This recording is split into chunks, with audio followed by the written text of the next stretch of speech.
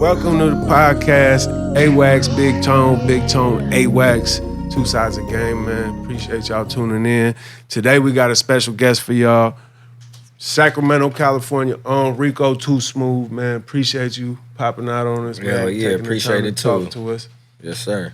Hell yeah. Hey, appreciate you pulling up, my brother. Hey, first and foremost, I want to congratulate you on the all the recent success first and before anything, man. And just dropped a big interview, you know what I'm saying? And Yes, it's going up, and it's, you know, just everything you're doing, man. Just want to congratulate and proud to see where you come from and what you're doing right now, man. So first off, hats off to everything. And, appreciate that, bro. Salute you. It Yes, definitely, I see the same thing Tom sees. You've definitely established yourself as one of the premier artists from the younger generation, and you've separated yourself through hard work and how you move and how much you dedicate to your career. And hats off, I salute you on that, man. Hell yeah. I always told you from the day I met you, Rick, I always told you one of the main things that stood out to me from the outside looking in and being around you, like you treat everybody you meet like the same. Like I know people that, rappers that ain't got no songs out, and I talk to them and you do it, like Rick did it,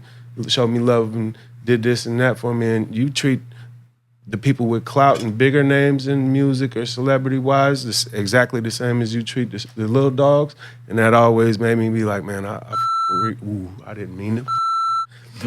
No cussing, man. No cussing. Yeah, we trying to steer away from all that, man. We learning about this monetization.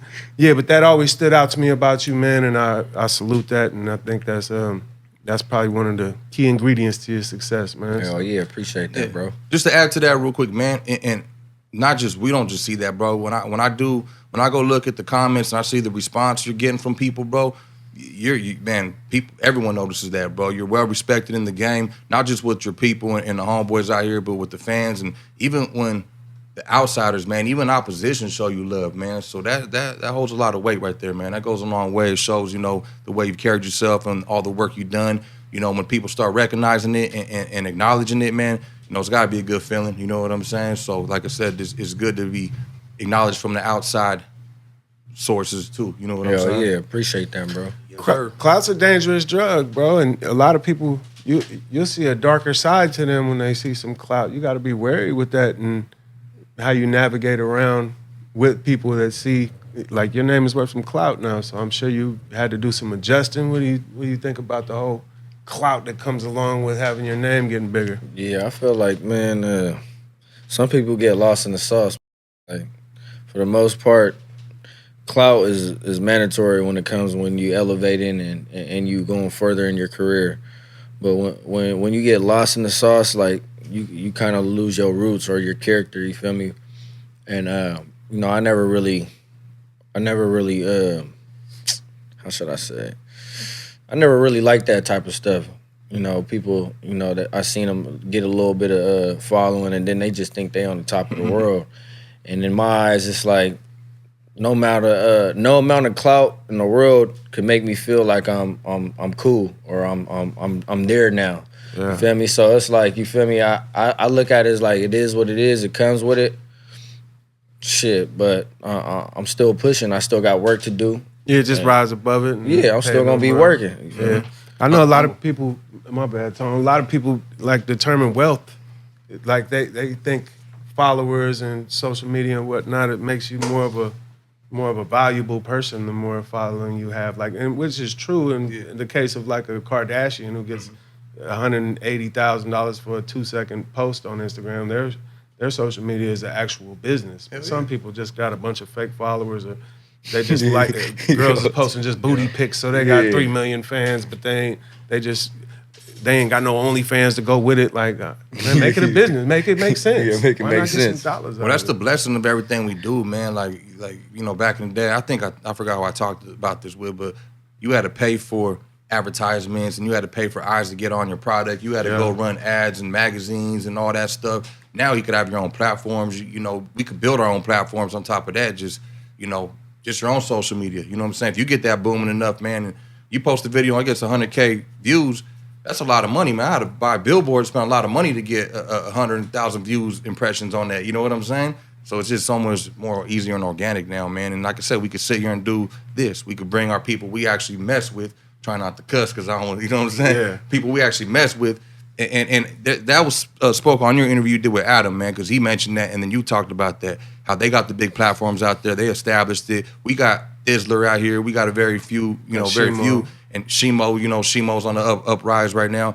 And that's what we're trying to do. Is like we have to start building our own platforms and foundations where we could put our own people on. You know what I'm saying? Yeah. So that's kind of like the mission of doing this, bro. You know what I mean? Yeah, nah, facts. I definitely, as soon as I seen you guys kick it off, you know what I'm saying, something sparked already in my brain. You know, I'm like, man, like, we have outlets. For the longest, you feel me, I was always saying, like, we need this, we need that.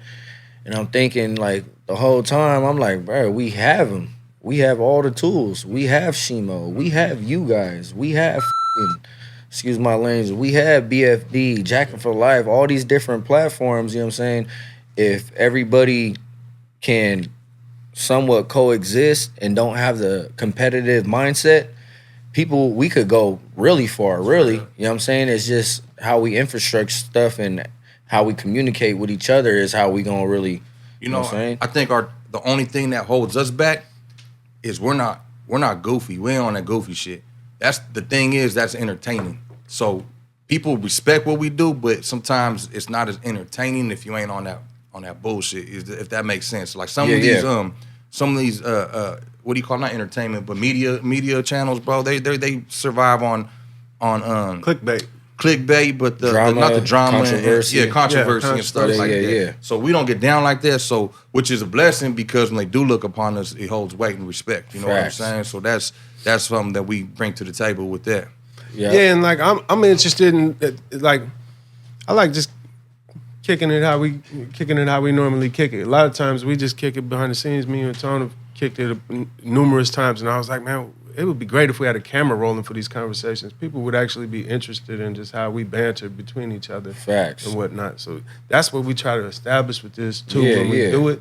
And you always struck me as like an old soul, bro. Like it's like I would be from the outside looking in and knowing you, like the people that raised you and the people that molded you, and because I see how you do. Like you sometimes I come around you and you'll have a $700 T-shirt and some $850 shoes on, sneakers you designered up, and then you bring it back to the Dickies and you got the new sounding beats with some old school twist on them. Like you're like a best of both worlds with the old school and the new school. It's like you pay homage to the old school with how you move, and that's another thing that stand out in what you do. So like I'm interested in like your upbringing as far as that. Like what instilled that in you to have that part of you? Yeah. Well, that's easy. You know, just when I was younger, you know, I lived in East Sacramento, east side of town. Not Lincoln Village, not White Rock, or any of that other shit. I stayed right there on the T block, Tuolumne. It's Tuolumne, and then we had Norcay Circle, you feel me, the next route. But my brother, he was a Pyru. He from Eastside Pyru, you feel me? Norcay, no cut. R.I.P. my brother. But long story short, you know what I'm saying, he would have been in his 40s, so you already know what time it is, what old souls, you feel me, growing up, you feel me, in the 90s and shit, how that tension was, the lifestyle, and how active it was when you step out in neighborhoods and shit. So that's what I seen with my brother, you know what I'm saying? I looked up to my brother, and I used to see him in the morning slapping some Mac 10 or some banging on wax, and he creasing up his Dickies, and you know what I'm saying? And like, seeing that culture, you know, I was just like, okay, this was sick. Like, he making sure his shit crispy and shit too, you feel me? No double he creases. he coming out, stomping out in the front. They playing dice out front. So, like, the old soul period, it was already, like, embedded in me since a young nigga. So that played a big part, and I can only imagine what a loss like that takes, what kind of toll that takes on you coming up too, being your role model is your older brother, and you lose him one day. Like that's a pain I don't know, but I can only imagine. And rest in peace to your brother for sure. Yeah, appreciate that, brother. Yeah. Another thing I wanted to touch on, bro. Like I be talking to, like, Fats is my boy, and he put me up on some thing like, yo, he was like, I'm going to pull up on Rico mom's birthday party or something. Like he just explained to me briefly how close he was with your mom. Like y'all got a really close relationship. Yeah. And that was interesting to me because I ain't never talked to you about your family situation, and then we always just be kicking regular talk, but I ain't never really dove into that. But it was from the outside looking in, like your mom sounded like a good woman, bro. And sound like you guys got a really good bond, and that's also something. Hell yeah, shout out my dude. She a soldier. Yeah. For reals, I ain't gonna lie, you know what I'm saying? Like I mentioned on No Jumper, I was explaining to him that, you know, when I was young, I had a selfish mind, so I personally didn't give two F words. You know what I'm saying? Big 10 minutes in, you cuss, man. Hey, I really didn't give two fucks, so at the end of the day, you feel me? Like, I didn't care about what was going on. Even if I was getting locked up, I was already kind of like, I was already moving and grooving with being in the system and shit, so I didn't really care if I was coming home or not, being super selfish. Now that I'm older, I look back like, man, that's fucked up, because she had to deal with my brother's loss, and she had to deal with me being going in the system, acting up, can't get visits, being far from me, and I'm like not giving a fuck at the time, you know what I'm saying? Yeah. So now that I'm older, I'm like, man, you know what I'm saying? It takes a strong woman for sure. So, you know, now that I'm older, I hella respect her like a lot more, you feel me? Like, shout out Mama Deuce. Yeah, shout out my Deuce. The clarity of hindsight brings stuff like that. That when you're in the streets too heavy and you're basically self-destructing, and a lot of times you don't realize in that moment that if decisions you make affect everyone that loves you the same. You're making those decisions not only for yourself but for people like your family and people that really care about your well-being and rely on you on a day-to-day as their support system. That's one thing.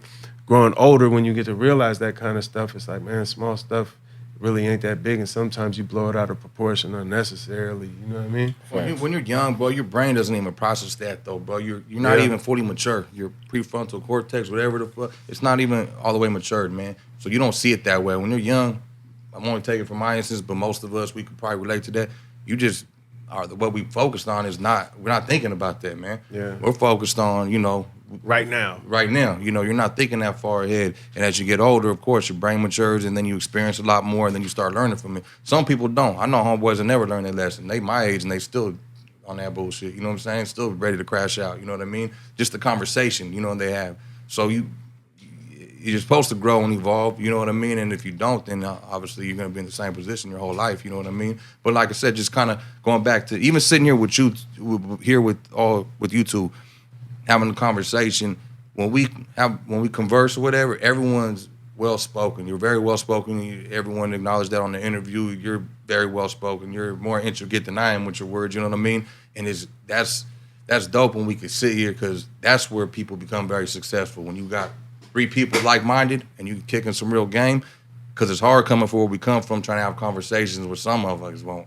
You in a whole different planet what you talking about. You know what I'm saying? They won't get it. You go to college, don't you? I was going to community college for a minute. I did about 4 or 5 semesters. I first went for sociology. Then later on down the line, I switched it to music management development. That's crazy, because I was definitely going to ask you, like, I meet a lot of artists that aren't too business savvy and ain't up on stuff. Like, you're up on a lot of a lot of things when I be trying to give you game, you're already up on a lot of the game I got to give. Like, you be soaking it and you actually be learning the business as you're going. You're not just an artist, you're putting your business hat on. Is there any business ventures you see yourself being interested in beyond music one day? Yeah, I mean, seeing, hearing about Tone and shit, about to be up in the movie and shit, I was like, man, you know what I'm saying? I'll do that shit too. Like, you know what I'm saying? Yeah, I wouldn't mind acting, you feel me? Or doing something like that, or, you know, just, I mean, just like you too. I mean, you brand your shit, everything. I'm trying to do the same things. Like, everything that you guys accomplished in life and are still doing right now in the present. Yeah. I mean, I'm trying to do the same shit, really.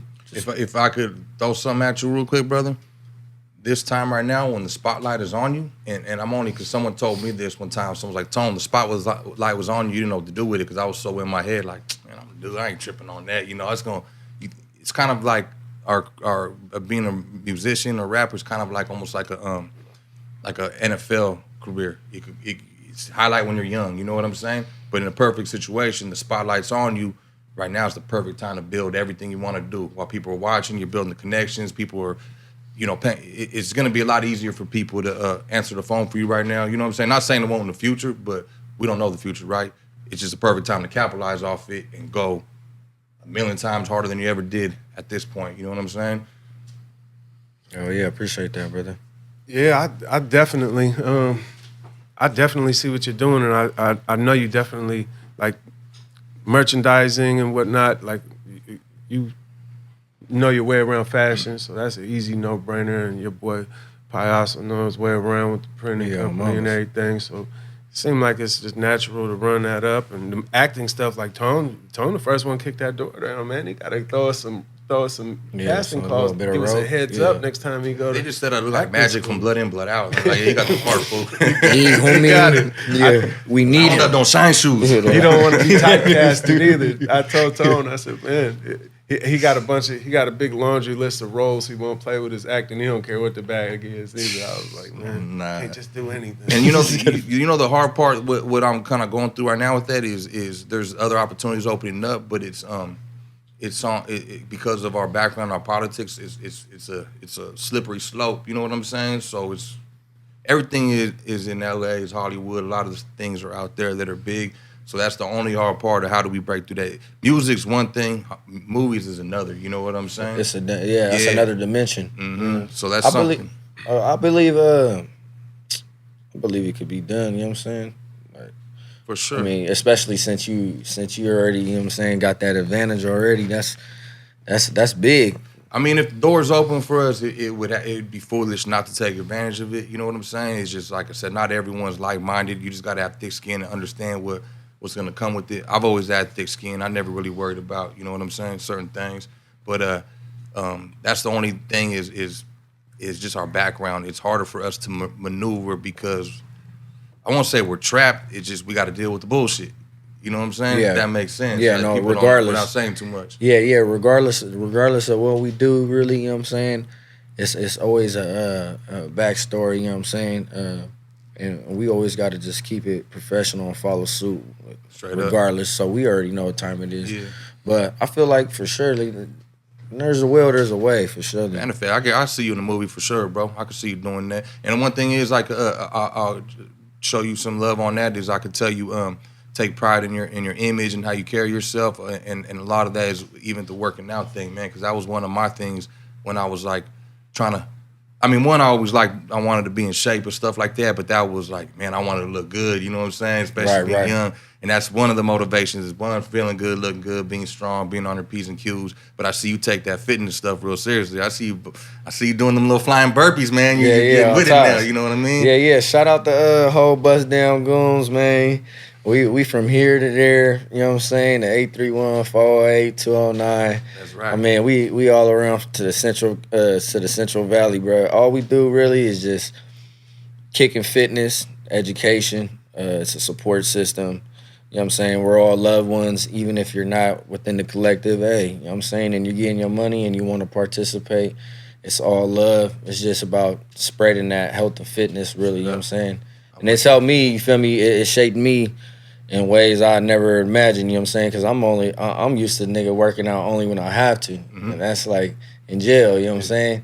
So I'm used to busting down in jail and shit, but actually being out here and sticking to it and staying consistent, regardless if I, fall off with my diet or whatever, I'm not eating the proper protein. I just like, hey, I got to get my issue. So I just keep getting my issue, you feel me? You know what's just to say, just that whole thing of what you're doing, I've been programming, doing all that out here, it rubs off on a lot of people. I've been seeing more people that never bust down, worked out, and focused on that. It's like, I'm gonna say trending, but it's people are getting influenced in a good way. You know what I mean? I'm seeing hella homies always tagging people working out. I see it a lot on my timeline now. You know what I mean? So that stuff rubs off on other people, you know, because I've pushed that issue for a while. I've seen you guys doing it, and it's just seeing the domino effect of other people getting in there. Next, we're gonna see Wax busting down doing some. I was just gonna say, you ain't seen me doing he nothing already but lifting my he cup was waiting up, too. man. He was like, hold on. He was like, Hold on, man, bro, you guys, what are you talking he about, said, I'm Rick? gonna be out there making sure you niggas doing your shit. Yeah, I ain't been on nothing, man. I haven't need your been doing assistance. burpees that much since I fucked my back up. But And I think I don't think Rick only do that shit because he been CYA baby, been knocking things out for his whole life. But he's like, these hands work. Watch, I'm gonna expand on it, man. I ain't gonna lie, man. I always been a little guy. I was always a little guy when I was younger. You know what I'm saying?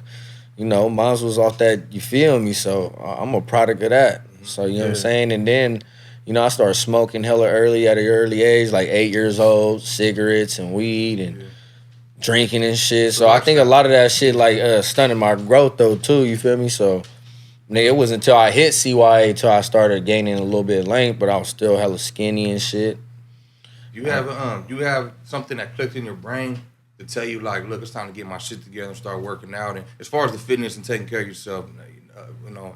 Then, Oh yeah, the click is I was out there in Mexico messing with the homies from NOR, and then I had went to Nicaragua. You know what I'm saying? We was just working. We was doing hella music and shit, shooting videos and whatnot. But I went to Nicaragua, and I was like, man, I'm getting big. I'm thinking I'm hard body because I'm like, man, I'm 2-some. Yeah. But I'm thinking like it's good weight, but it's nothing but sloppy weight. So I get back, and I see a picture of me. I'm like, damn, nigga, that's me. I had an ice cream in my hand and everything. It looked messed up. Yeah, Shimo had got the picture, and I was like, oh, you motherfucker. Don't post this. Yeah. But he posted that bitch. I was like, this nigga got me fucked up. So that opened my eyes. And then later on down the road, I had to do some county time. I went in there. I was 206. You know what I'm saying? I'm only 5'11". You know what I'm saying? So it looked as sloppy with, you feel me, the weight. I go into the county and shit, I'm programming, and then I get out, and my cousin Flacco from my hood, you feel me, that nigga just started working out too. And I was like, hey, bro, I'm trying to stay on my shit. Like, you trying to, you feel me, you trying to stay committed? Like, for reals, though, because I was like, I done did it a few times by myself. I fall off. He's like, nah, I'm with it. So fucking, I started seeing more homies on there. That's how I started getting more motivated. I seen homies already busting down, doing all this crazy shit. Shout out my nigga Bust Down Sensei. He from Salas. So I'm like, I see this nigga doing all that Superman shit, and I'm like, bro, I was like, bro, he's a breakdancer. Yeah, he breakdancing. You know what I'm saying? What really attracted my shit is because he had the big Boston B right here. So I'm like, okay, that shit's hard and shit. And then I see him doing that crazy shit, and I'm like, man, you feel me? Like, I'm looking at myself. I'm like, bro, hell nah, nigga. Like, I gotta get this shit together. So me and my cousin Flox, we went on that journey and we've been rocking ever since. I met the homie at the Modesto workout we did. Yeah. We did a cool little workout. Off tops, there. That right there kicked a lot of people. That connected a lot of dots for a lot of people after that too, man. So that's cool. We need to keep pushing that line, bro. You know what I'm saying? Sir, we're gonna keep it pushing. Hell yeah. Come on, Wax. Yeah, no, I'm He's wet. He's like, off subject too. Come on. Y'all keep up on this Young Thug trial at all? You seen Young Thug trial lawyer in just got Atlanta popped, with Rico? huh? Oh, They nah. took his lawyer. They charged his lawyer with whatever they call it when you contempt of court or whatever the hell, and the judge arrested Thug lawyer, and when he gave him 20 days in the county jail, told him he got to do weekends for the next 10 weeks. Why the lawyer make a request with the judge on the spot? He was like, cool. The lawyer was cool with the jail time. He's like, can you put me in a cell with Young Thug so we can work on the case? The lawyer a whole gangster, bro. Like, he keeping it more G.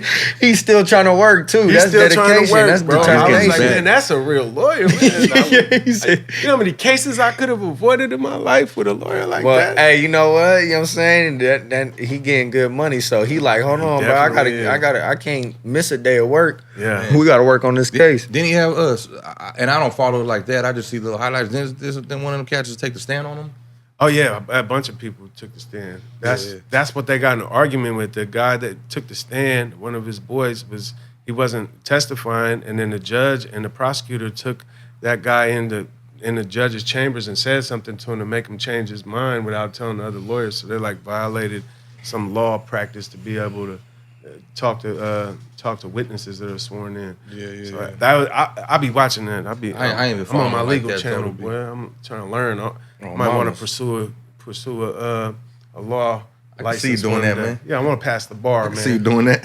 Why not? If Kim Kardashian could do it, I got it, bro. I got it in me. You know the crazy thing is, bro, you work your way high enough to get power, bro. You could do that. If Kim K could just walk in and have that power to, and I'm sure she got a. I mean, her dad was a lawyer. So One of it's a the different best story, lawyers ever. Yeah, but definitely. I'm just saying though, when you have a voice, you have a power. You know what I mean? So I can see that shit happening for real, man. Yeah. You know what crushed me though? I seen online, just talking about some shit online. I don't know if y'all seen it. You see that lady that killed that 3-year-old baby for nothing? Yeah, and stupid ass.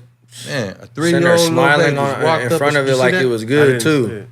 Man, I just seen she went to court. A little 3-year-old, just some crazy looking chick just ran up, and the mom was loading up the 3-year-old and the baby. Just ran up and started ramming, stabbed the baby with a big ass knife, killed it. Ooh. Was it like a 3-year-old or a 5-year-old? Or something? 3-year-old, bro. Crazy. I seen that online today. I don't know if y'all seen that. That shit was crazy. I man. can't. I be trying to scroll right past that kind of stuff, man. No, I it don't didn't like- show the actual killing, but it showed the headlines, bro. Yeah, You know what I mean? definitely. There's some many ones going out these days too. You keep up on that kind of stuff, Rico? You always just working. As of lately, I've been working. I ain't gonna lie. Yeah. I ain't really had no time to really do too much of anything. It's been like back to back. That's good. I heard some of your new music, man. It sounds like you got a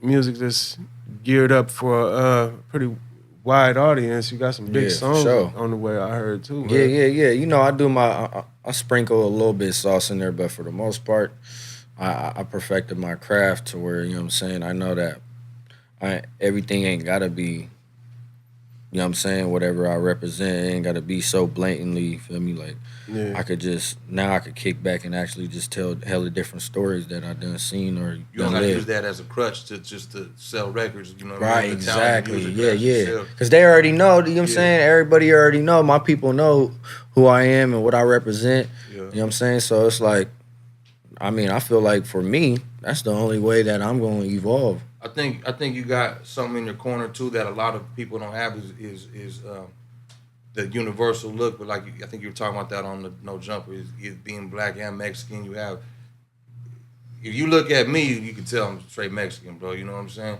You got a universal look that it doesn't matter. You could be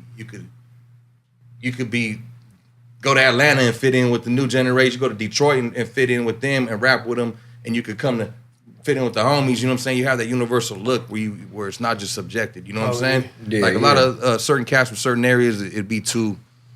It just doesn't match right. You know what I mean? Yeah, So that's the exactly. blessing you have to take this a lot further than probably any of us ever could have. You know what I'm saying? Yes, sir.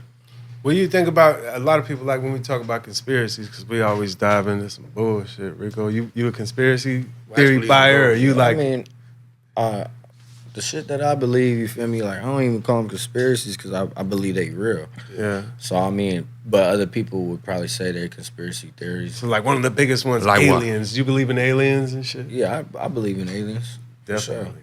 It's based on, I mean, I've always thought of our technology and shit.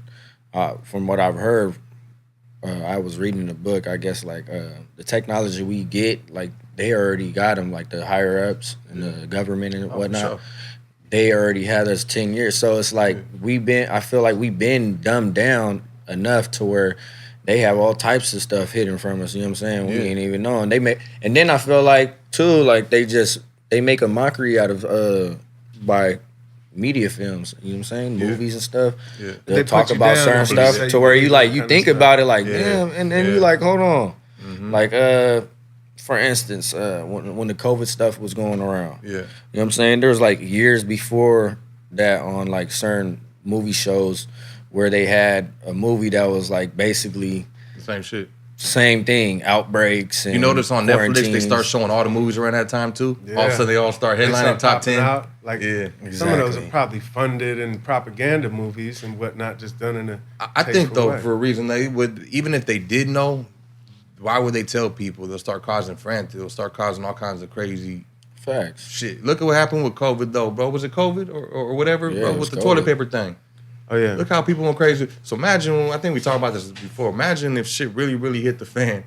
We won't be fighting over toilet paper. It's gonna get ugly out here, man. You know what I'm Yeah, saying? nah, for sure. Well, I feel like it was like in a way, like a test from the government, like to see how controlled we are. Yeah. You know what I'm saying? That's a crazy thing because it is crazy. Like you look at cults, for example, and I kind of view the government as a cult. Like it tells people what to think and what it controls them through media and through propaganda and whatnot. And who knows which ways they interject their own beliefs and how they want people to view things and how they want people to act. Because government only goes because people go to work and pay taxes and whatnot, and that's the only thing that funds all their research into technology and just research in general in any field. So they need people to go to work for a certain amount of hours a day. If everyone was Donald Trump and was rich and finding loopholes through taxes, through big tax breaks, then how would they fund anything? How would police officers go to work, or firemen, or roads get paved, and just general things? So Society would have to work. Yeah, there is a need for it, but also being told that you're in a free country and you're free thinking and there's transparency in the government like that. I would feel better if they was like, we ain't telling y'all don't deserve to know certain stuff, but just telling them there is no alien, there is no this, that, like making my mind up for me. Just tell me what it is. I would respect it. Remind you from the beginning with Santa Claus and the Easter Bunny. Yeah, Santa Claus, You know Easter Bunny. Like, school been programming. That's why they program you early in school, man. Read, stay in, color in the lines, man. Stay in line. Don't talk without raising your hand. They teach you how to be just focused and listen to what they tell you and live this life of fear. Yeah, it's like a little program, basically. Yeah. It keeps a little cycle, yeah. Go ahead, bro. I'm just saying, to think outside of that, but what it takes to be successful, you have to be opposite of that. You know what I mean? Speak up when you have an opinion. You know what I mean? Facts. Think outside the lines. You know what I mean? Exactly. Don't sit there and wait to be called upon. I got something to say. You know what I mean? And I feel like, you know what I'm saying, there's people like that in the world. You know what I'm saying? I know that we're like that, obviously, because, where we're at in life and how we move and conduct ourselves. But that was one of the things, like, that's why I liked it, Pac. That's why I liked it, Woody, because when I was young, you know what I'm saying, I actually soaked up lyrics. Like, I didn't just slap it like, yeah, Northside Party. Like, no, I'm like really listening. What you gotta get the song? I'm saying there, yeah. No, but I'm not getting dry. I'm actually breaking down every syllable, you feel me? And I'm like, ooh, like, nigga, I can relate to it this way, you feel me? Yeah. Like, for the instance, the Northside Party, like, come on, my nigga, I'm a young nigga. Like, I'm riled up. Like, I'm turned up. Now, they had something to say, though. They were speaking a real message, Wood and Pac. They exactly. And so, you feel me? I seen how deep they went with it, and I seen the homies that were around me where it would kind of like just go over their heads. Mm-hmm. And I'm looking at them like, bro, this nigga's talking like, what the fuck? Yeah. Because this shit that's been put in my face since I was young, I don't know why, but, certain signs, and I just see differently, you feel me? Straight up. So, like, That to me is like a gift, because I think I was talking to somebody about that, the ability to see what you just said. A lot of people are blind, bro. They only see what's in front of them. They don't. Vision. It's like what you just said, yeah. Color inside the line. The ability to see things, man. I've been the same way, man. I see things most people don't see, and I always felt like kind of weird back in the day. Like it was because I didn't fit in with a lot of people because the way I thought. You know what I'm saying? So when I got older and I started connecting dots with something like Wood, for instance. That's why me and Wood became so close, because we were just like this, you know what I mean? Yeah. When I started getting older and doing business, there is a lot of like-minded people, and I noticed we had a lot of successful people, or people who are going to be successful, have a lot of common traits, and a lot of people that are meant to be not so successful have a lot of common traits, and the conversation wasn't meshing right with me and these individuals. Not to say I felt better than them, it just wasn't bouncing like that with them, you know what I'm saying? Yeah. So the ability to see things, I could tell you, you woke, whatever, I hate that word woke, but you woke, you know what I'm saying? Yeah, facts. And being a risk taker too. I think all three of us have that in common. All three of us sitting here, like, we're obviously risk takers. We're not afraid to try different avenues in different ways, and that's a key component to being successful for us individually. I can see it in all of us, and that's a big part of what it takes, bro. I think this is the best part of coming from our background when you mixing it with business, is the risk taking, is being fearless of certain things, willing to take that risk. Because, man, when we were young, everyone has their different backgrounds, but we took a lot of risks out here. I'm sure you guys did the same thing, because obviously definitely from the era of you do not get on a camera and talk about anything. Like me and Tone grew up in that era. Yeah. Getting on the camera, like even podcasting or even on a live on an iPhone or something, like nah, bro. Everything. until Hood to Hood came around, everybody be like, we out here with this boy I shot. Yeah. Then they Right. want to fucking. But it takes people like that, whoever, you feel me, was behind that to like hype that, you know what I'm saying? Straight up. Open the door You know what like I'm saying? that for Yeah. sure. That's it, man. You be keeping up on like them little documentaries and whatnot too. What do you do for entertainment, bro? Because I know you ain't big on sports and nothing like that. I ain't gonna lie, it's actually funny. I was getting my locks out, you feel me? And I was at this salon. Hella black girls, they out there turned up. Rico nigga. with We the taking good hair shots. here, Yeah, girl. I'm in there, I'm taking shots and shit. And they was putting on documentaries. Like I said, I don't even really watch them like that. Yeah. But they was putting on some shit that had me like, I was like, nigga, I could like, this is some shit like I read before or something. Like when I was locked up. Yeah. You know what I'm saying? You know, you get bored and you read them interesting books that you would never think you would be reading. You just dive down Yeah, the So rabbit what's hole. the documentary? It was a Doctor something, you feel me? Doctor Death or something like that. And it was about Orkian? it was about a high, like famous doctor, surgeon that was installing these little oxygen windpipes that weren't sturdy enough. So he would put them in there into these people that were losing that lost lungs or whatever. Yeah. And there was little kids and old people and all types of shit. And he was putting those little contraptions inside their chest. And within fucking like a week, they die. Damn. And he was getting away with this shit. He's killing hella people, you know, and he's making this sense like Trial and error. Yeah. Basically, yeah. Body It was, bagging. it was some sick shit though. Do you Do you remember what they were doing back in the day? They used to take a piece of your brain out. What was that shit called? They used to do What was that called? A lobotomy. lobotomy. Yeah.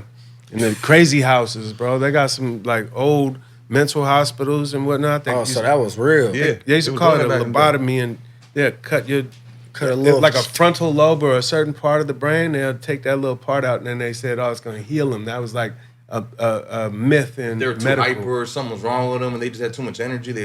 They basically figured out a way to cut a piece of your brain out and make you retarded Yeah. if you was too manny back in the days. And they used to hit Damn, you. dumb it down.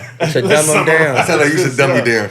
Now they just dumb you down by the shit they feed you on your algorithms, man. Yeah, and medication too. And medication. Medication, I was in jail with a young boy who was a little too wild, and where they took him to the hole and injected him, like strapped him down and was force injecting him Sinequam, something called Sinequam.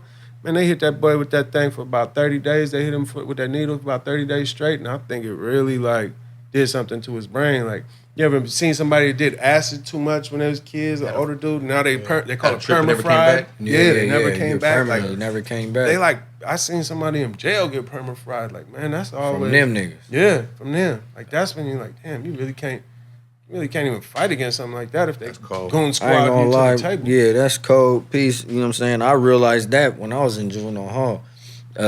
They were saying I had this disorder and all this and that. You know what I'm saying? Because I was obviously acting out. But they had me on Adderall and all types of high doses of shit, and then trazodone to go to sleep. Yeah. And as I got to YA, it was an OG nurse. And I went in to see him, you feel me, to get evaluated before I went to the main line. And he was like taking medications. He's because he was actually not the nurse but the psychiatrist.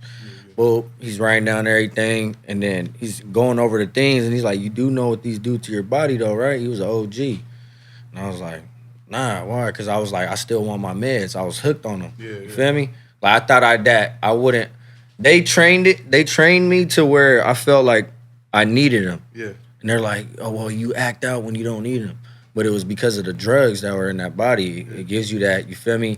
It gave me the counteractive action to where, you know what I'm saying, I'm usually high and at like high fucking pace, like can't move and always busybody, thinking hella fast and impulsive. Mm-hmm. It dumbed me down like how he was saying, like, I would just be.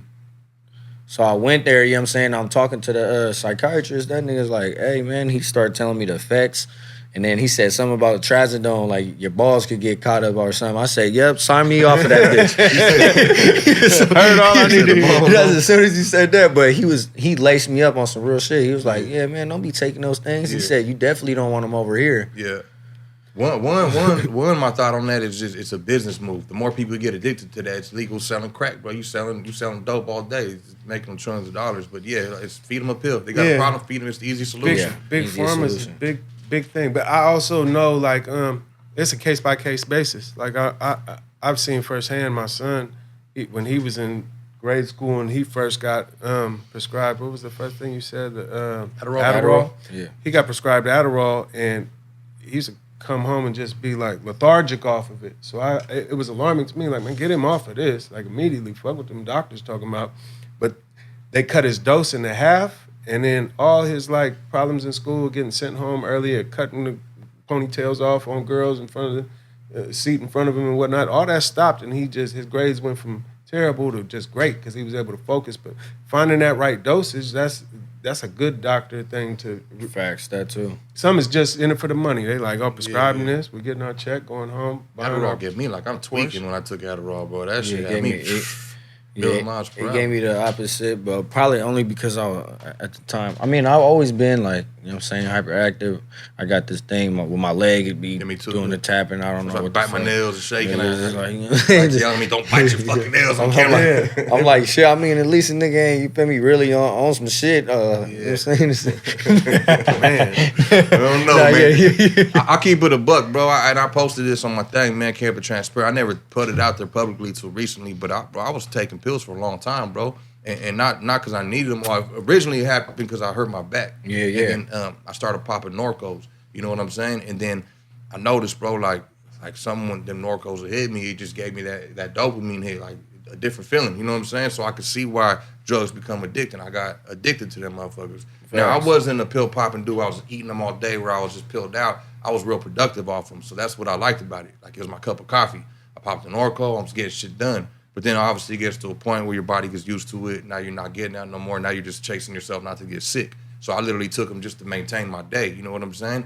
And that's why I made a post. It's still pinned on my Instagram of when I decided to quit after 20 years of taking pills and get in shape and get into fitness and doing all that. That, you know, it was, I got numerous messages. How'd you stop? I just said, bro, it's just something clicked in my brain. I don't want to be dependent on having to take this. I felt like a weak fucking soul.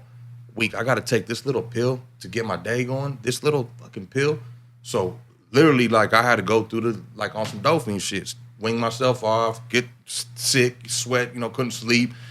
You know, it's a fucked up feeling. I don't know if you ever had a detox from anything like that, bro. Yeah. It's some real shit, bro. I just went through it. I salved it out, bro, and never looked back. I think it's been, how long has it been since, like, 2 years now, damn near? Almost 2 years, man. Oh, yeah. You know what I'm saying? Yeah. Salute, my nigga. I appreciate it. Sure. But I'm just saying, those are like, it's a fucked up industry. They want to get you addicted. Everybody has their different tipping points where they like, man, it's a realization. Like, I had an embarrassing one. Like, I used to do a lot of, man, I pop ecstasy pills, like they were Skittles, and I did that too. take all the Blue Nikes. Yeah, we used to snort cokes off in the studio, be up for 2 days recording and drinking alcohol. But my dumb ass, I've been drinking coffee since I was a kid. So I drink coffee and do this and that. And we was up late one night in the studio, and it was some cocaine and some pills, and we was snorting and popping pills and recording songs, and everybody left, and I was just in the studio alone, and there was a CD with like one line, stray line on there or something. My dumb ass had already was drinking some coffee and just did this line while I'm drinking some coffee alone in the studio, and immediately I just felt my heart doing this. Like, I triggered a panic attack in my head, and I didn't know it. I'm like, oh, I'm dying, it's over. And I'm a youngster. I'm like, oh, it's really a wrap. So the only time I ever called 911 in my life, like, come get me. It's over. And they're like, what? They come, the paramedics like, oh yeah, it's hard going crazy. They throw me on the stretcher. Someone's like, hey, Wax? Yeah. I get to the hospital and the doctor laughing. He like, you did any drugs? I told him, yeah, I did this, that, and the third. He like, yeah, you had a panic attack. You're fine. Get up out of here. He laughed at me though. Yeah. But I felt so embarrassed, bro.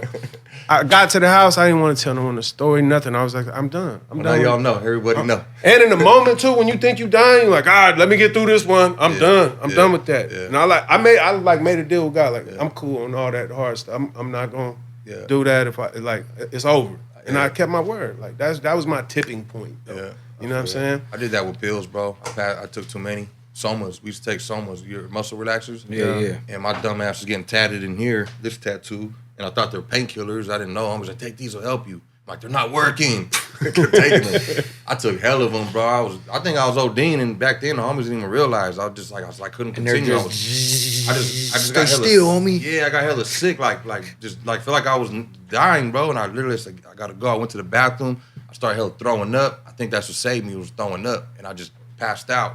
Slept there for hours, bro. The hours, people were kicking. I woke up. It was like a full blown party. The homies kicking it. I think I could have been dead in the corner, motherfuckers. No. Pocket. But yeah, it didn't register in my head. It still didn't understand. I was partying the next weekend. Nah, but I mean, shit. I know how bad addiction is. You know what I'm saying? Especially, you know what I'm saying, I mentioned on No Jumper and plenty other times on every other platform that my mom's firsthand was, you know what I'm saying, addicted to methamphetamines. So, you know, I grew up in that lifestyle, the tweaker house with the bikes and shit all in there, and random niggas working on stereos and all types of weird shit. So I grew up around that shit. So I seen firsthand what the shit could do to you and what it does to your body and how it fucks a person up. You know what I'm saying? So, you know. So is that why? Did you ever like dabble into that, or did it just keep you completely away? Because like, I don't want nothing to do with it. The tweak for surely. I was like, oh hell no. You know what I'm saying? Because I done seen all types of different little shit growing up. You feel me, with tweakers and how their world is fast, super fast paced, and they're on a road to straight destruction. You know what I'm saying? And me noticing that as a kid, I'm like, fuck that. But just recently and shit, you know. Like I said, you feel me? I ain't perfect either, you feel me? I was dabbling with the powder, you feel me? Yeah. So I thought I could drink and do powder on the weekends and shit and turn up, you feel me, at shows or meet and greets or whatever the case may be. But, you know what I'm saying? The performance wasn't there when I go back in the gym and shit. Yeah. So I just recently, like, it's probably been a cool minute, like, I made a vow to myself. I was like, first I quit cold turkey. Yeah. Obviously, you feel me? Start rebooting again, going back out. I'm gonna keep come on, homie. Just yeah, exactly. You know what I'm saying? I'm gonna be truthful. We drunk. We just gotta get to the house. Yeah, so you driving. A nigga, you know what I'm saying, might fuck around, but for the time being, like, I never did it like how I was doing it. Like, once I hit it, you feel me? Like, we getting on, and I'm drinking more, and then I get more drunk, and then we getting on. Now, like, you feel me, I'm more, like, simple-minded. Like, I don't even want to drink to them, or I'm, like, super fucking, like, shit-faced. Because you already know what's going to open up to. And on top of it, like you said, because you just mentioned that before, it fucks up your performance and your workouts. Yeah. That was one of the main reasons why I quit getting shit-faced, where I'm not going to drink that much, man. I got to go. I don't want to mess up my next day. We didn't care before sleeping the whole next day, we give a shit. You know what I'm exactly. I barely ever drink, so I've been seeing you kind of fucked up. I get fucked up with Tone, bro. Quick. Every time I get around him, you're terrible. He a terrible influence on me. Here's a gallon of Hennessy. Come on. And then we be getting sauce. I love you. You're my brother. We be doing all the extra Annies too. You know what I mean? But we only do that show, and that's fun from time to time. But it's not like a everyday. That happens so often. Especially, you know what I mean? When it's like events and shows and shit like that. I don't miss the old soft powder conversations when you with your homies snorting powder and everyone like all stiff. Oh man, we gonna do this, and you just talk about all these plans for 4 hours straight, and then you don't even talk to each other for 2 weeks afterwards. Like, hey, you good over there? Yeah, we just still recuperate. You still. But see, even with drinking, bro, like I don't drink. I'm on my program, 5-6 days out the week. But if I do pop out for an event or somewhere, I learn to kick it, bro. Like I'm gonna have fun tonight. I'm disciplined enough to know I could do that and be right back to my shit the next day. Yeah, facts. I'm not gonna drink all weekend and go Monday and then bullshit. No, bro. As soon as I get back from where we just came back from, bro, the next day I was right back in the gym programming. You know what I mean? Right back on my meal preps, this and that. So when I do kick it on the weekend, it doesn't bug me now because one bad meal is not bad for you. One bad night of drink is not bad for you. It's what you do every day. You know what I'm saying? Yeah, So, you said you was in Nicaragua and Mexico. You a passport, bro, like Tony. Y'all more traveled mamas, than me. Yeah, shit. What other countries you been to? Man, those are the main ones right there, man. Shout out my niggas in NOR, bro. They had, what? You was out there on the soil too, running around and doing tours. We was thugging for real. I ain't gonna lie, but we was doing strictly work. You know what I'm saying? It was all music. I was up in the booth. I had different homies, you feel me, from different sections that were out there from out here, you feel me? But they stay out there, nigga, thugging. It was all love. Show me hella love. And that's dope. Man, we made a lot of history, you know what I'm saying? And then I went to Nicaragua, and then I was like, damn, nigga, the homies is going stupid out here, too. Yeah, hella homies out there? Man, hella is there. We got hella homies out there from Warzone, you feel me? Barrio Warzone, 707. A lot of fools get deported out there, too, though, huh? Yeah. So that be the main thing, you feel me? A lot of homies, you feel me? They from out here and shit, they go out there. Yeah. But the homies, you feel me? Nobody really be looking at it like that, but the homies is deep in damn near every little section out there in Mex. So it was kind of like player treatment. That's dope. And you know the dope part of this is, bro, the experience, bro, of your music, the talent, the gift that God gave you that opens up the thing. I trip on that. Like any experience that's business related, it's dope that my business gets to have me going here and doing this type of shit experience. That's a blessing we overlook. You know, people have to go, not taking away from people working hard, but some people got to go to the same job every day they hate, clock in, do the same shit they hate every fucking day just to pay their bills because they have to support their family.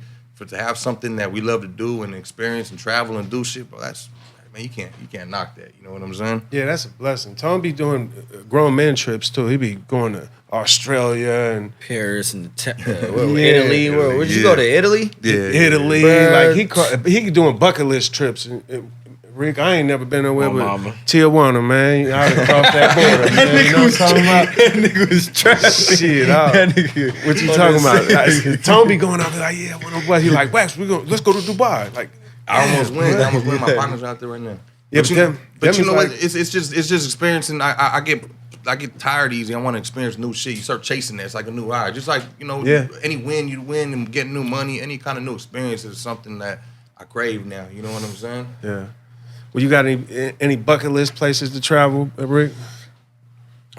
Shit. His shit. I'm trying to follow Tone. Where'd you go again? Italy. The last Italy, we went to Mafia Coast, and I went to Venice. Then I went to Rome, Florence, then the Mafia Coast. But you know what? That's on some grown. Like it ain't a party. I'm sure there's party towns out there, but I like to chill now. I'm not like you said. We were talking about going out, I don't like doing that shit. I like to get up, go enjoy the view, get some good food.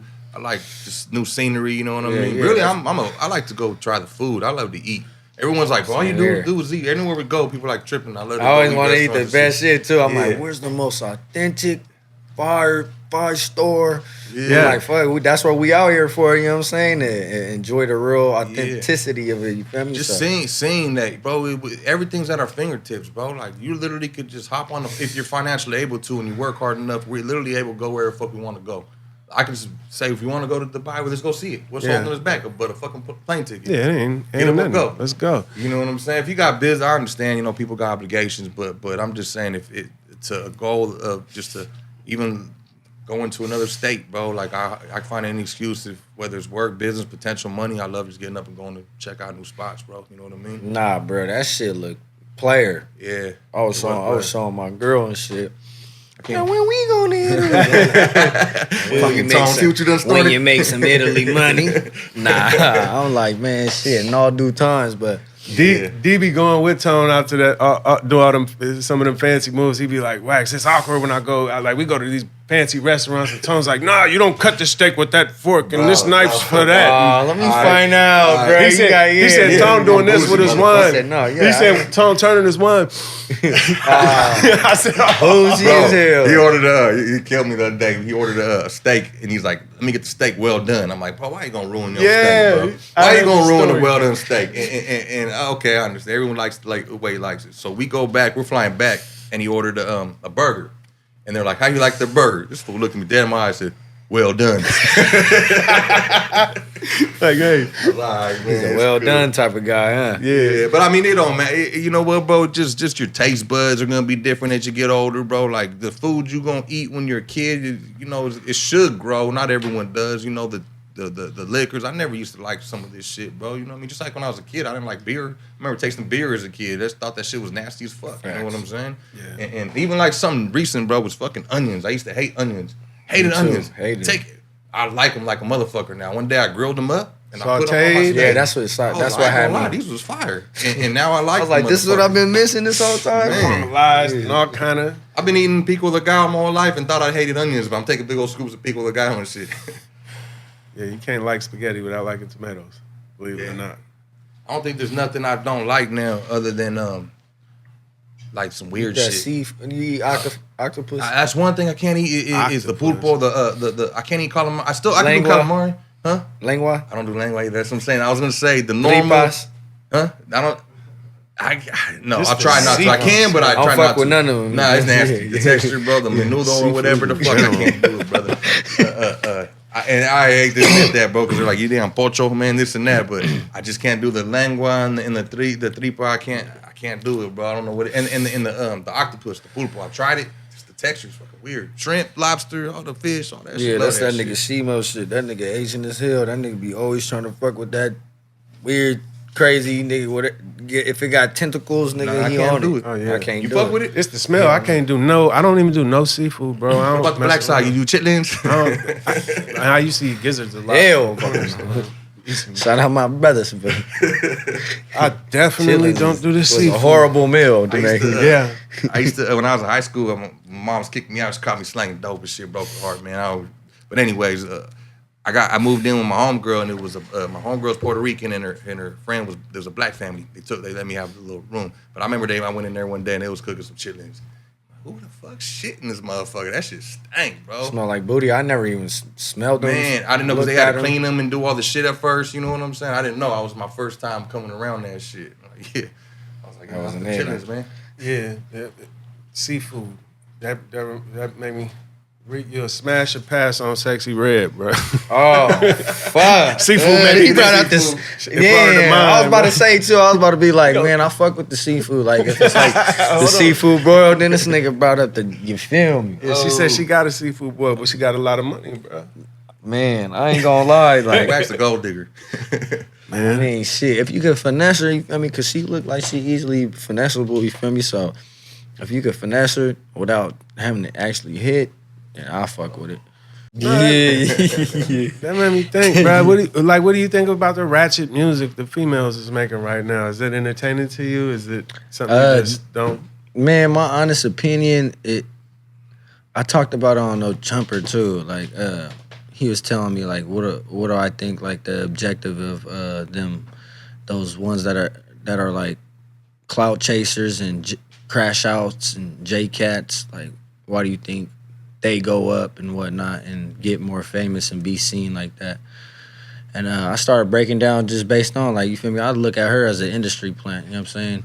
They're just using her to get the message out that what she's doing and how she conducts herself as a woman is okay. So, I mean, the younger generation, they see that. Now they talking about big, sexy, they popping their thing, and they're like 8 years old, 7 years old. Mm-hmm. So, I mean, like, you see what the message is being spread, you see what it does to our generation. It dumbs us down, you know what I'm saying?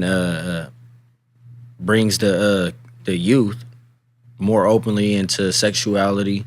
Like, so it's like, to me, I look at her kind of like as a clown, you feel me? Yeah. You know what I'm saying? Amen to that, That's bro. insightful of you too, yeah. And that, like, a lot of people, a lot of artists in general like that. They do just care about the money. They don't care about the impact it has on the youth, and they're not, whether they're oblivious by choice or just they never thought it through that far. There's a lot of that out there. And Yeah, facts. Well, I know for sure, like, I mean, we pretty much all know, like, once you get to a certain point in your career and whatnot, if you are fucking with the mainstream side of it and you're getting a name, we know what goes on with the higher-ups, how they move. We're seeing these documentaries about these actors on Disney channels being groomed when they're Yeah. kids. Like, they're putting this all in our face right now, and everybody's just looking at regular like, oh, damn, that's crazy. They're Bro, really was doing a that to those many kids. one. I seen like Ariana Grande getting trolled, and they was spraying her with water when she was a little kid on these channels. I like seeing a Yeah. compilation of that stuff. Like, man, what the hell kind of Yeah, so you feel me? shenanigans? It like, it goes back to like what I was saying, like about seeing certain stuff that people don't.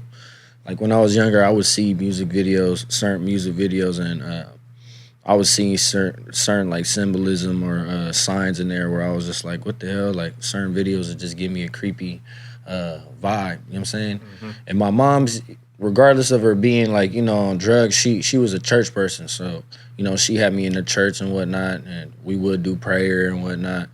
And when she was dabbling with the methamphetamines and her addiction, like, I got to see a lot of how should I say evil energy around that itself. You know what I'm saying? And I seen a lot of stuff to make me question, like, damn, like, what the hell? Like, this shit is deeper than what anybody else like sees. So it all trails back to, like, I used to see certain videos, and I used to spot out certain things that they were doing. I was like, why did they do that? That seemed like a little odd and evilish. So, you know what I'm saying? To this day, I know that they use people, you feel me? It's an industry thing to carry out their propaganda, you feel me? And a lot of it has to do with, like, you know, the evil forces and evil energy that they're trying to put out, you know what I'm saying? Whether you're religious or not, that's why I don't say any certain specific religion, because it's just a battle between evil and good. You know what I'm saying? To simple it down for everybody, so people don't be like, well, the Muslims and the I like Christianity. that. You know what I'm saying? And I have similar beliefs in that. I feel like that's one common denominator among all religions. Like, you pick a religion, good is good, bad is bad. They could call Jesus, Buddha, and it could change, vary from religion to religion, right? In the names of these religions. And Facts. the coldest part is more people have died in religious wars in all of time than anything. But religion is looked at as a good thing, as opposed to any other thing that is considered a bad organization or a bad group, right? People are dying right now over religion in more numbers than any other issues in the whole planet. Yeah. And people justify going to wars and killing kids and bombing kids under the guise of religion. Like, we're doing it for this or that. But the common denominator among all religions is good, bad is bad. If everyone could just apply that and just take the titles off of it, and the actual, I think we'll be in a better place as just a world as a whole. But going back to kind of what you were saying, though, too, because that is crazy, though. I never thought of it that way, you know. It's crazy. But what you're saying is, whatever their mission is, what do you think their main objective is? Obviously, you said, and I agree with you on this, because I've always said that I watch. Because when you see, say, like a Sexy Red come out and do a video, and you see 50 young girls doing the same thing she's doing, I'm like, they accomplished what they wanted to with her. You know what I mean? Maybe Sexy Red don't see it that way. She's like, oh, I'm booming. But you don't realize you just influenced. The only reason I'm going to say this, because people going to might watch this right now and say, well, y'all contradicting yourselves because y'all grew up rapping about gangbanging shit and doing this, doing that. You know what I'm saying? And I don't have no ties to no motherfucking industry like that. That's just the way we were raised and what we've seen and what we've been through and portrayed in music. You know what I'm saying? So in that aspect, do you feel like, okay, the music I've done, I might kind of almost fit in that boat one way or another, even though my conscience is hey, I'm actually, you know, I believe in God, I believe in the evil shit, but this is the lifestyle I grew up living, and I put out my music just to say that if people are watching. You guys talking that, but then you guys do exactly. I mean, that's a very good question, because that's always going to be put upon you. I mean, I always heard that from you firsthand. You know what I'm saying? I had these conversations where we talked about that, and I opened up about, you know, my struggle between trying to do good and being who I am and trying to make music for the people that fuck with me. And you talked about yourself evolving and having to make certain adjustments. You know what I'm saying? And to go back to the people, you feel me? Advancement demands change. And I take that wholeheartedly, you know what I'm saying? So me personally, you know what I'm saying, I feel like you told me too, like it's storytelling, you know what I'm saying? It could be you telling a story, not a specific one, a story about what goes down on in the hood. You know what I'm saying? You're speaking for Like them a young reporter. niggas that are you're being a reporter of the hood. You know what I'm saying? You keeping it real, uncut. You know what I'm saying? What you're spinning is realism, and are you fully guiding the youth and the next generation astray, or are you kicking some game a little bit in it? And I feel like I do a good job of juggling the both. You know what I'm saying? Like now I'm not just always super talking about I'm sliding and I'm about to go get this nigga and dead op this. Like, you know what I'm saying? I'll tell a whole like story about, it could be a story about someone in East LA. Like they been through that same shit. So I feel like I'm out of that category as far as me testing myself to be more of a storyteller and not be so blatant about what I speak pushing on. an agenda. Yeah, and then more of trying to throw knowledge out there and positivity. Yeah. So you guys know first and foremost that I have songs with positivity. Yeah. So they could still say it's contradiction, but in reality, all it is me being who I am. I'm keeping it real. You know what I'm saying? If I dumb that down, then I wouldn't be me. I can't just talk a bunch of positive shit. Yeah. You know what I'm saying? And I'm not this stand-up guy. Yeah. I had my struggles. I've been through hella shit. You know what I'm saying? And I always try to give a timeline. Like, yeah, I was doing this and this is what ended up happening. I'll tell the whole shit. Yeah. And the ending is always telling the truth of what happened. If I was talking about sliding or if I was talking about doing this, I end up saying the conclusion is me in jail, dead, or someone dead or in jail. So I'm giving them game, you feel me, through the song. So, you know what I'm saying? For the people that say that, think about it like that. Yeah. Because the only reason I'm saying that, because I get that. People be like, bro, because I do the positive thing. I try to enlighten people. I remember you told me, brother. That's one of my main things. My main passions is uplifting. I want to see people win. I want to see people do good. And partially is because I knew I pushed a different message of I would say evil shit, bro. Like I pushed the way my mind was at the time. You know, I wasn't thinking of the way people perceived it. I was trying to put myself out there, my people, like this is who we are. Yeah, this is how we feel. You know what I mean? And me personally, I get what y'all saying. I just have a different outlook on everything in general. Like I see a lot of similarities in street life and growing up in the inner city and around gang-infested areas or drug-infested areas. I see similarities in that and people that are deployed into the army and have to go to Iraq or one of these foreign countries and get boots on the ground. Like they go through the PTSD, they're away from their family, like when we go to jail, like all the stuff, the baggage that carries on the back end of being a soldier that's deployed for any actual combat and having bullets whiz by your head and growing up like that. Like in the streets, we grew up like that. We go to a house party and someone shoot it up and we hear choom, choom. We get familiar with the sound of bullets actually barely missing our head and whatnot. That's things that they experience and they carry over, and it breaks up their marriages when they get home, not being able to handle the PTSD and the trauma of the situations and things they went through. Like you can't just explain that to someone that ain't been with it, your significant other or family members, and they just understand how much impact that has on it. So I look at gang members or people that have had rough lives and had to experience stuff like that, like soldiers. Like if a soldier come back, the general public looks at him like, we salute you, thank you for your service, you went and did a good thing. He could have, I seen snipers, they go over there, it's a sniper famous, like he got 100 and something kill headshots. Yeah. And he's applauded for killing 100 plus people or something. Now out here, you could, hypothetically, you could have some bully down the block who been taking your lunch money and he talking about he gonna kill you next time you see him or something, and you just defend yourself and you could go to jail for it and everyone look at you like you such a bad person. You could have just walked away or hid from them or something, like they judging you and looking at you different. So I think that's a double standard. It's case by case though, like you said. It is case by look case. at, bro, you know this situation when I was saying it, bro, what happened across the street with Brody with Rask and shit, right? Yeah. The individual that you know that got hit was not a good person, bro. Did a lot of bad, a lot of evil, did a lot of fucked up shit. You know what I'm saying, to a lot of people. But obviously, what happened with him in the public eye, oh, he's a murderer. My boy, that he went down for whatever that. Yeah, but the story I was told on that was prior to that, the guy held a gun to his baby's head or some crazy stuff. Without getting detailed. Dude did a lot of fucked up shit like that. Yes. You know what I'm saying? And those scenarios are different. Like I've seen, like back before they had metal detectors in courtrooms back in, like, I don't know what that was, the 90s or 80s or whatever. I've seen situations where people's daughter, something happens to their daughter and their dad comes to court and actually kills them. You said dude off the payphone came around? Yeah, came off the payphone when he was getting extradited. But I think those dudes are applauded on that because it's public. We know that person was a child molester.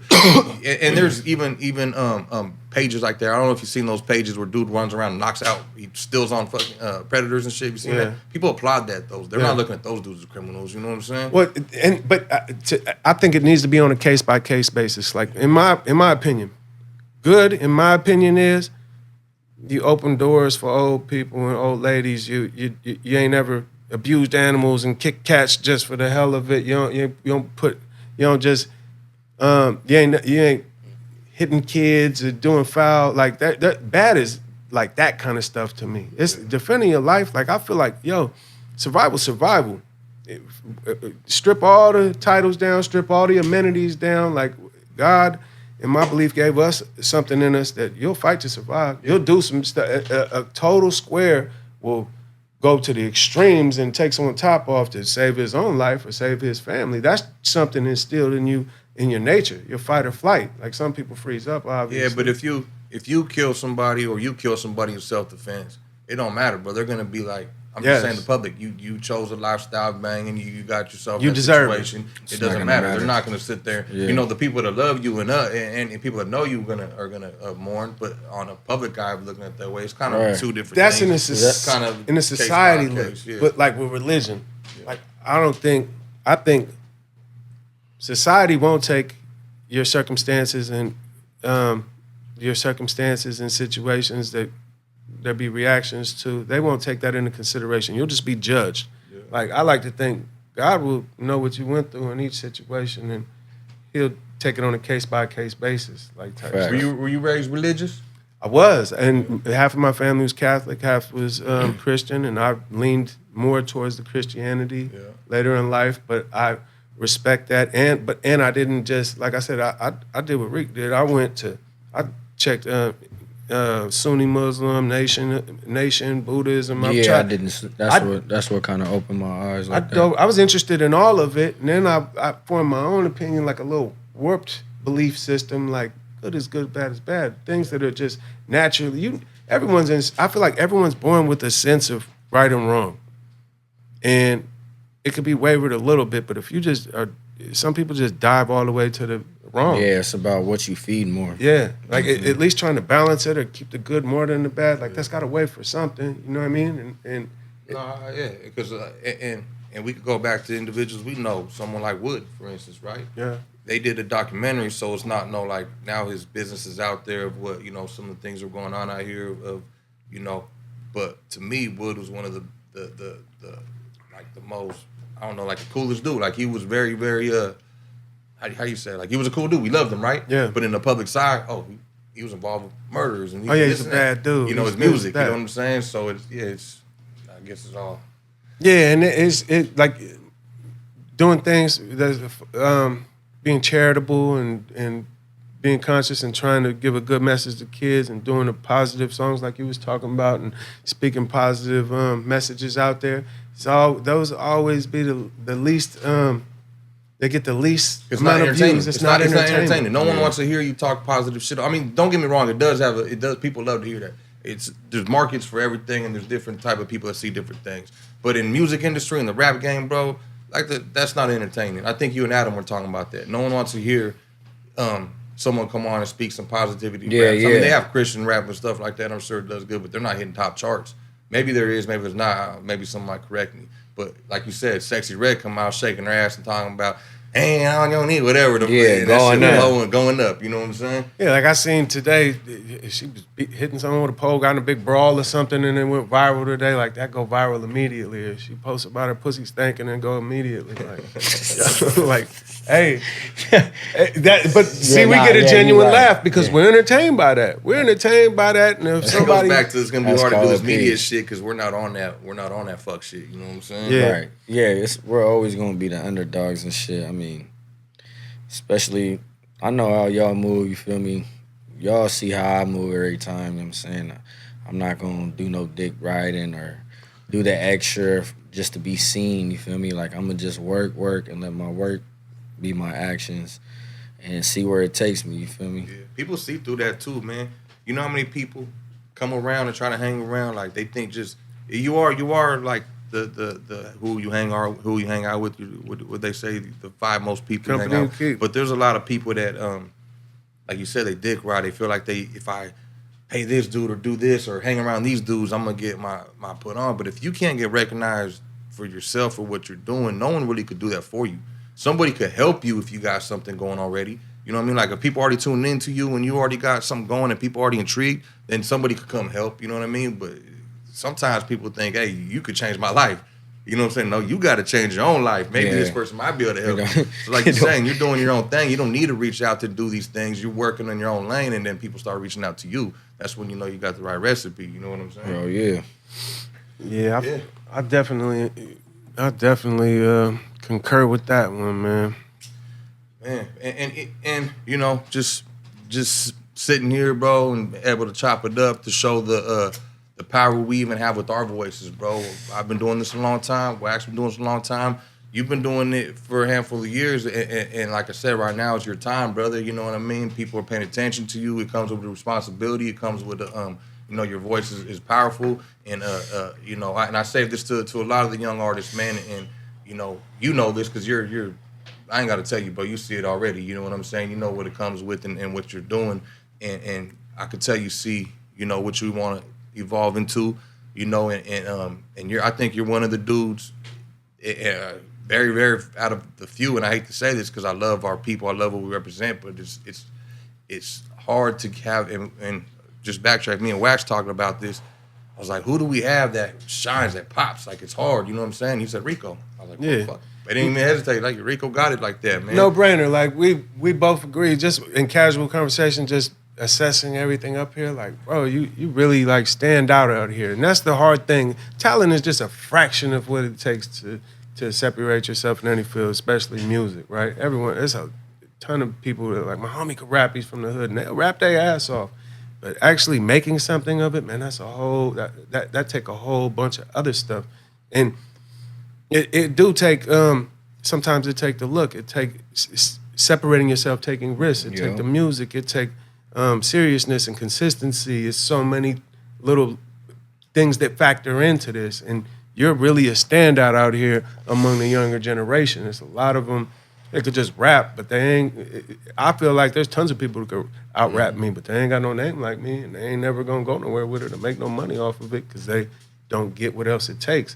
A lot of people make one song and think, I'm gonna make one song, and as soon as I drop this on the platforms, it's a pot of gold at the end of that rainbow. And then they turn bitter when it ain't one. Yeah. Instead of just saying, hey, this is a job. You gotta treat it as such. The more work you put in, the more you could expect back one day, and it ain't gonna be a day of your choosing or you mark it on the calendar and wait for this day. Like, you just gotta believe in your brand. And branding is something me and Tone have been real, we've been successful with it, like recognizing that our name, like Big Tone, Sav It Out, Connoisseurs, Pyrex, AWAX, like the actual branding of those names and being able to cross them over into different areas like merchandise or weed brands and whatnot. Like, we're branding your name too, bro. Just you being a brand yourself more than the music. You know what I'm saying? Because people will like, okay, I don't mean to cut you off on that, brother. No. I'm just saying people will like, I like one of his songs. That's gonna come and go. People gotta love you. I love Rico too, Smoove. I love AWAX. People like, I see that with his diehard fans to this day, man. People fucking love Wax, bro. You know what I'm saying? Facts. And it's no matter what you do, and then it goes into branding, whether you're doing merch or music or movies, whatever, that will follow you. And that's what having all the boxes checked. You know, being a humble person, being a personable person that people like you. You got talent. And then it's always an image, of course, you know what I'm saying? And when you have all that, that just opens up more doors. Like I said, people just focus on rap. If I just do rap, I'll be on. That's a short-lived career. Because you can't, what are you going to do when you're 50, 60 years old? Not to say people can't do it, but no one's going to be checking in respectfully for 56-year-old brand new albums. Unless you establish yourself as such a legend, they're like, damn, I can't believe bro's still dropping. You know what I'm saying? Right. No, definitely. And Tones made me more conscious of it in recent times. He always drops to me just a little look. Like I look at music as just a way of promoting me as the brand. Like, sure. Man, he's absolutely right. It took me hella long to see it in that context. Like, it always look like music's like the meat and potatoes of what I do. Everything else is just another piece, a side piece of it. In actuality, that music is nothing but a promotional tool to bring awareness to myself as the brand and any venture that I take on. You know what I mean? So that's a little piece of game for you, man. Take that one, run with it. I fucks with it. Yeah. It goes back to like what we were saying. You feel me, with the industry plants and Sexy Red, how we feel about it and whatnot. Like just how you said, it depends what you do with it, with your music. You know what I'm saying? Like you said, you using it as a brand to promote and market yourself. Yeah, that's why I'm trying to do the same thing. And I also know from conversations, like we sat down and talked before. I asked you if there was any topics that was that you wanted to avoid even doing this podcast, and you was like, "Man, shoot anything you got." Yeah, shoot for the stars.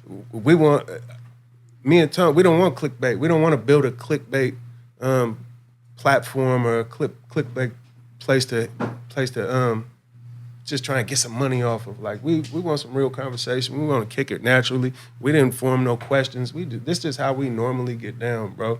And bro, it's a pleasure to have you on here for sure, man. And like I said, I salute you and everything you're doing, brother. Thank you for taking your time out. Only looking forward to seeing where you take this and seeing how much business you learn, and even learning from you off the business side. Because me and Tom was also talking about that. Like, we could all watch one sporting event and have 3 different takes on it. So don't matter if another channel reported on it, we're going to see it in a different light. So same with business. You're going to see something in business when we all chopping it up behind the scenes, and you could enlighten us on something in a perspective we don't see it from. We could all learn from each other. Vice versa. We all trying to get to the same place. We just trying to get some money and take care of our families and be positive role models to the younger generation. So, like I said, man, I appreciate you coming out, brother. Much respect. Keep your foot on the gas, man. Keep gaining momentum. Looking forward to this new music dropping. And I know you and Tom got some stuff coming. I got some stuff with you coming. We're going to be... Yeah, we going in. It's good. My boy Rico, too Smoove, man. And anybody you want to shout out, or any little last things you know that been brewing up in your head that you just, people are gonna be tuning in, people are watching you, I just want to say, you know what I'm saying, if everybody put their feelings to the side, you know what I'm saying, and stop looking at everything as such a competitive objective, then just like how you guys mentioned, you know what I'm saying, 4 or 5 different people's outlooks and perspectives is better than one.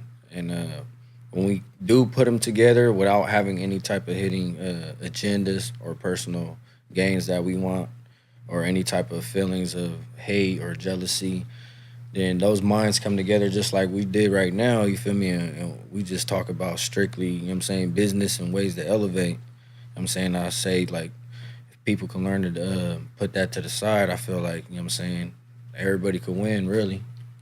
Man, well said. Perfect Rico. place to end it right there, boy, Rico, young leader man. right there, man. I see it happening, my boy. You know what I'm saying? That part, man. Stop competing with your homies, man. Oh, power team. This is a up. perfect case in point, brother. From young, older generation to mid to everything, and we could all put it together. We don't need to compete with each other. We help uplift each other.